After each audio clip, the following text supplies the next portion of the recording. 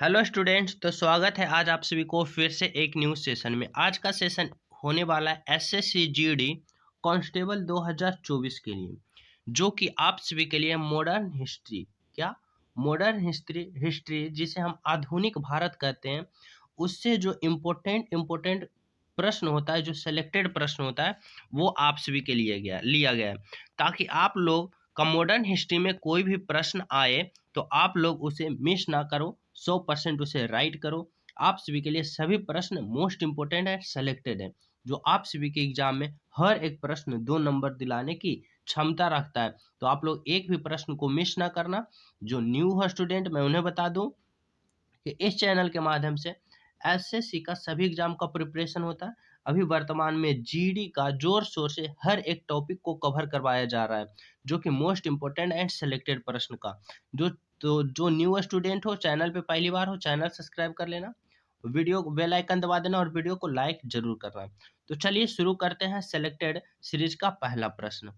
देखिए पहला प्रश्न क्या कर रहा है, पहला प्रश्न कर रहा है बंगाल का विभाजन कब हुआ था। देख सकते हो बंगाल का विभाजन कब हुआ था, ये तो सभी स्टूडेंट का पता होगा, सिंपल प्रश्न है। तो यही प्रश्न ऐसा ही आप सभी को जीडी कांस्टेबल में पूछा जाता है। आप लोग के लिए कोई ज्यादा हाई लेवल क्वेश्चन नहीं आता है, तो आप लोग कंफ्यूज ना होना, इसी लेवल का आप सभी को रहेगा, टेंशन नहीं लेने का ज्यादा। इसमें तो बंगाल विभाजन कब हुआ तो सभी को पता होगा, 1905 1905 1905। लेकिन अगर छोटा डेट के साथ आप सभी को एग्जाम हॉल में आ जाए तो आप सभी क्या करना है, कंफ्यूज नहीं होना। इसका राइट आंसर होगा क्या, 15 अक्टूबर 1905 ईस्वी। याद कर लेना है, क्योंकि 1905 बंगाल विभाजन सभी स्टूडेंट को याद है, पर 15 अक्टूबर छोटा डेट के साथ एग्जाम में पूछे तो 15 अक्टूबर 1905 ईस्वी को बंगाल विभाजन हुआ था। सही आंसर क्या होगा, option number C is the बिल्कुल राइट आंसर। अगला प्रश्न है ब्रह्म समाज के संस्थापक कौन थे। ब्रह्म समाज के संस्थापक कौन थे। राजा राम मोहन राय, स्वामी दयानंद सरस्वती, रामकृष्ण परमहंस या स्वामी विवेकानंद। तो ब्रह्म समाज के संस्थापक कौन थे, तो इनका राइट आंसर होगा कि ब्रह्म समाज का स्थापना किसने किए थे, तो ये किए थे राजा राम मोहन राय ने। कौन किए थे, राजा राम मोहन राय ने, जो कि ब्रह्म समाज के संस्थापक थे। राजा राम मोहन राय की बात करें तो ये बहुत ही बड़ा जो कि कार्य किए थे, जिसे हम कहते हैं सती प्रथा का अंत किए थे। क्या किए थे, ये सती प्रथा का जो था अंत, उसको अंत किए थे, जो कि 1829 ईस्वी में 1829 ईस्वी में राजा राम मोहन राय के द्वारा सती प्रथा का अंत किया गया, जो कि मानव कल्याण के लिए बहुत ही बड़ा काम था 1829 ईस्वी में। समझ रहे हो। तो इस प्रश्न का राइट आंसर क्या होगा, ब्रह्म समाज के संस्थापक कौन थे, राजा Ram Mohan Roy, option number A.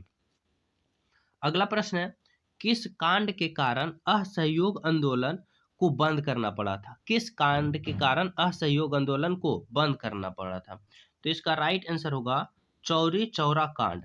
Chauri Chaura कांड के कारण असहयोग आंदोलन को बंद करना पड़ा था।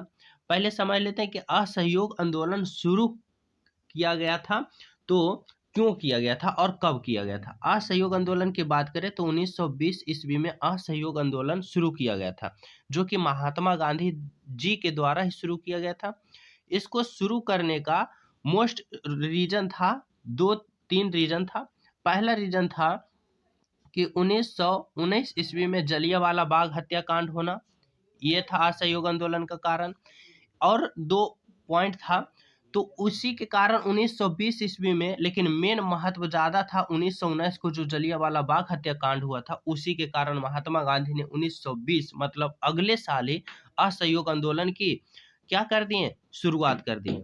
उसके 2 साल बाद 1922 ईस्वी में एक घटना घटी, जिसे हम कहते हैं चौरा चौरी घटना।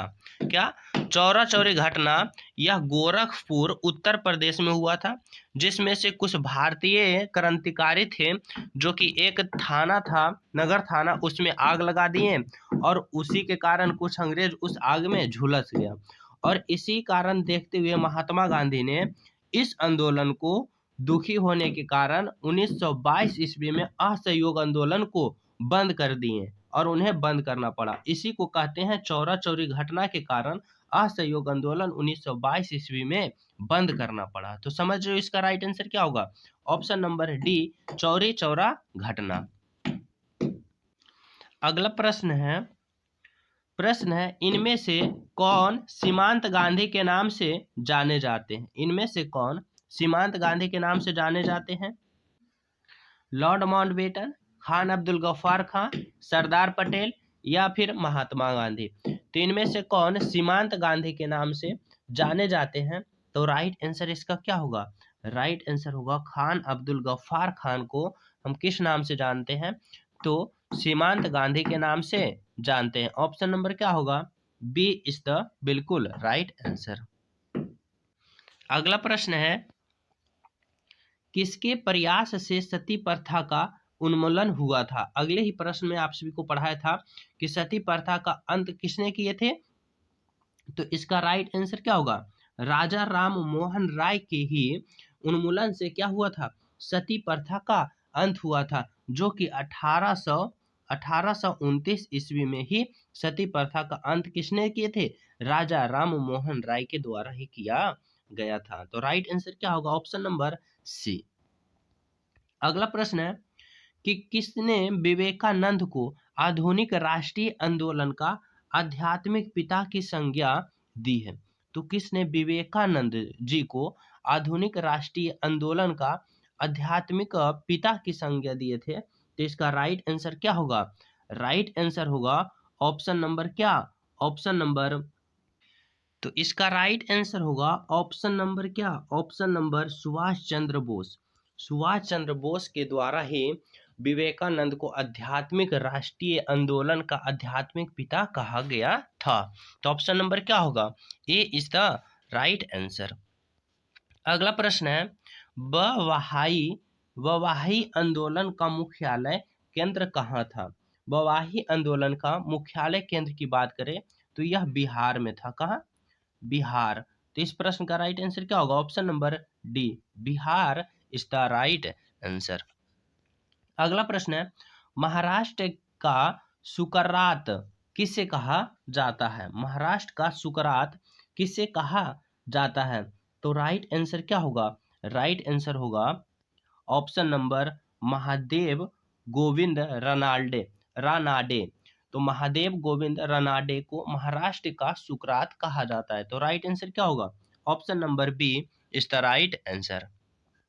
अगला प्रश्न है भारतीय पूर्ण जागरण आंदोलन के पिता कौन थे?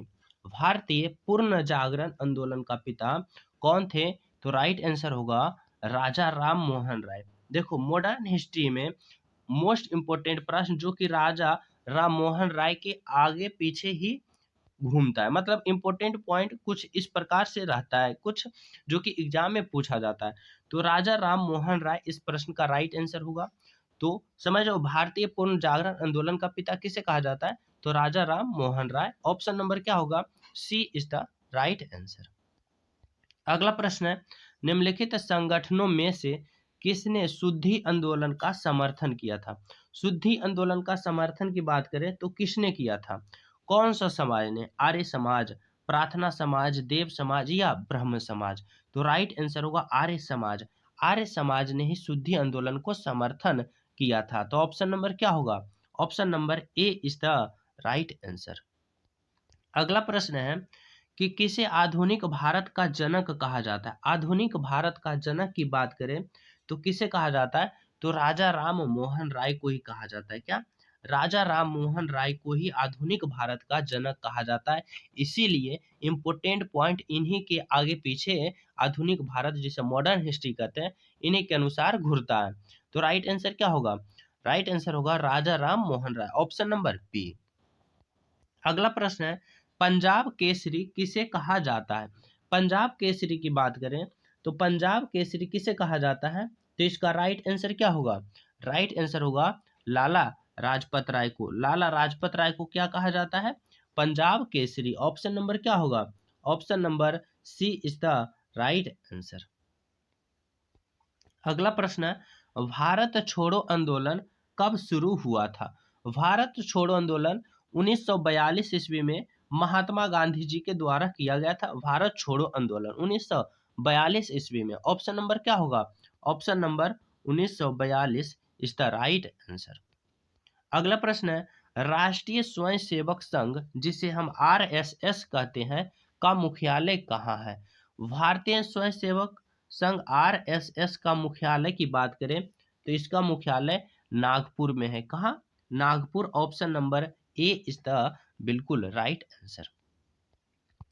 अगला प्रश्न है, अंग्रेज सरकार ने महात्मा गांधी को कैसर ए हिंद की उपाधि को सम्मानित किया था? महात्मा गांधी को अंग्रेजों ने कैसर ए हिंद की उपाधि से सम्मानित किया था, जो कि कब किया था? कब किया था? तो इसका राइट आंसर होगा ऑप्शन नंबर क्या? ऑप्शन नंबर होगा 1915 ईस्वी is the right answer. Option number B 1915 ईस्वी के।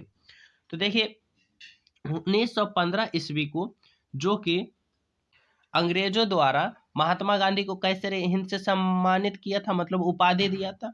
अब यही जाके 1919 ईस्वी में महात्मा गांधी ने जलियांवाला बाग जब हत्याकांड हुआ था तो 1919 ईस्वी में महात्मा गांधी ने इस उपाधि को वापस कर दिया था। कैसर ए हिंद उपाधि को महात्मा गांधी ने 1919 ईस्वी जलियांवाला बाग हत्याकांड के बाद इन्हें वापस कर दिया था अंग्रेजों को। तो अंग्रेज ने दिया था 1915 ईस्वी में, लेकिन वापस कर दिए 1919 ईस्वी जलियांवाला बाग हत्याकांड के बाद। समझ रहे हो? अगला प्रश्न है, भारत में पहला समाचार पत्र किसने शुरू किया था? भारत में पहला समाचार पत्र किसने शुरू किया था? तो राइट आंसर होगा जेम्स हिक्की ने। जेम्स हिक्की ने भारत में पहला समाचार पत्र शुरू किया था। तो ऑप्शन नंबर क्या होगा? D is the right answer. अगला प्रश्न है, भारत में सिविल सेवा का जनक किसे कहा जाता है? सिविल सेवा की बात करें जिसे हम यूपीएससी कहते हैं, तो इसका जनक किसे कहा जाता है? तो राइट आंसर होगा lord Cornwallis. Lord Cornwallis. Option number C is the right answer. अगला प्रश्न है, अंग्रेजों द्वारा स्थापित प्रथम व्यापार केंद्र कौन सा था? अंग्रेजों द्वारा स्थापित प्रथम व्यापार केंद्र कौन सा था? यहाँ पे अंग्रेजों द्वारा, ना कि पुर्तगालियों ना यूनानियों, कुछ नहीं कर रहा, यहाँ पे कर रहा है मेन अंग्रेजों के द्वारा। तो अंग्रेजों के द्वारा स्थापित प्रथम व्यापार केंद्र कौन सा था? तो इसका राइट आंसर होगा Surat. Option number B Surat is the right answer.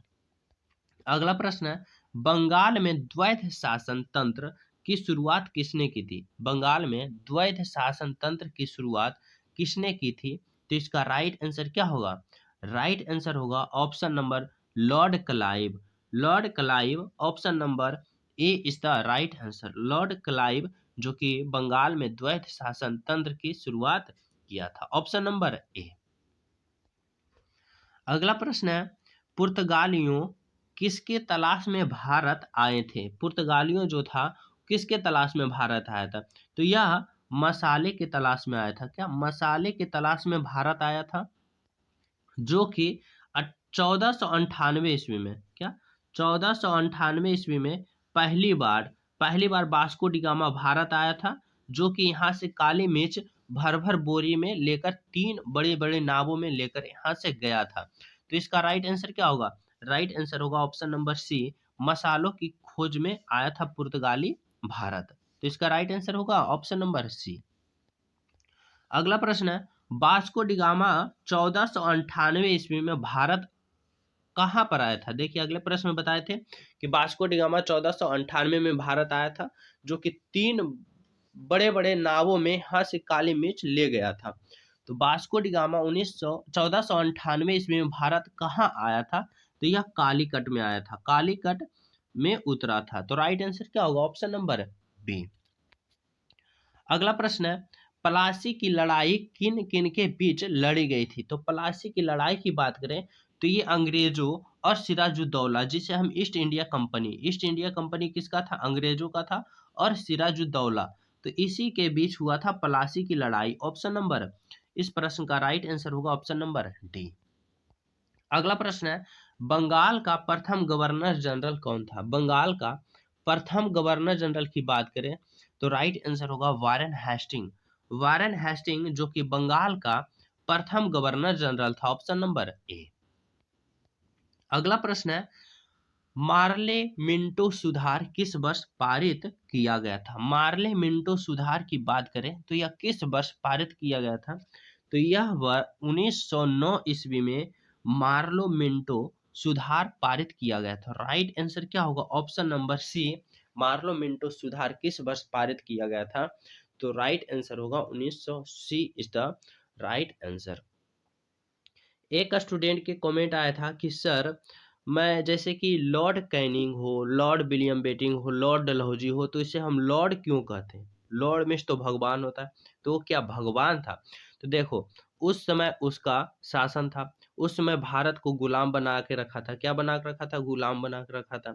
तो भारत को, जनता को बेवसा में जो करवाया चाहता था वो करता था। जैसे आप ही को यहाँ कैद कर लिया और आपसे भी से जो बुलवाने की बात करें तो आप लोग तो बेबस में बोलोगे ही। और इसी प्रकार से हमारा जो कि भारतवासी जो कि सीधा साधा था, वही उन्हीं को गुलाम अंग्रेजों ने बना लिया था और अपने आप को क्या करवाता था? लॉर्ड करवाता था, मतलब कि भगवान की मान्यता देता था। तो मजबूरी में कहना पड़ता था, उसी के नाम से अभी चलता आ रहा है, तो उसी को lord Canning, lord Dalhousie, lord William Bentinck इसी प्रकार से कहा जाता है। तो चलिए वो सब बात पुराना है, तो अपना एग्जाम पर फोकस करना है। तो जो न्यू स्टूडेंट हो मैं बता दूं, चैनल सब्सक्राइब कर लेना, बेल आइकन दबा देना, वीडियो लाइक एंड शेयर जरूर करना, अपने दोस्तों के पास शेयर करना। जल्द ही अगले आप सभी को अगले पॉइंट, अगले आप सभी के एग्जाम में कहाँ से प्रश्न उठाता है उस पॉइंट को कवर कराया जाएगा। इसलिए इस सीरीज से ज्वाइन हो जाए, बिल्कुल फ्री में। आप सभी को संपूर्ण तैयारी फ्री में कराई जाती है, हर एक पॉइंट को आप सभी को कवर कराया जाता है। तो सभी स्टूडेंट को गुड लक, मिलते हैं अगले सेशन में, जब तक जय हिंद।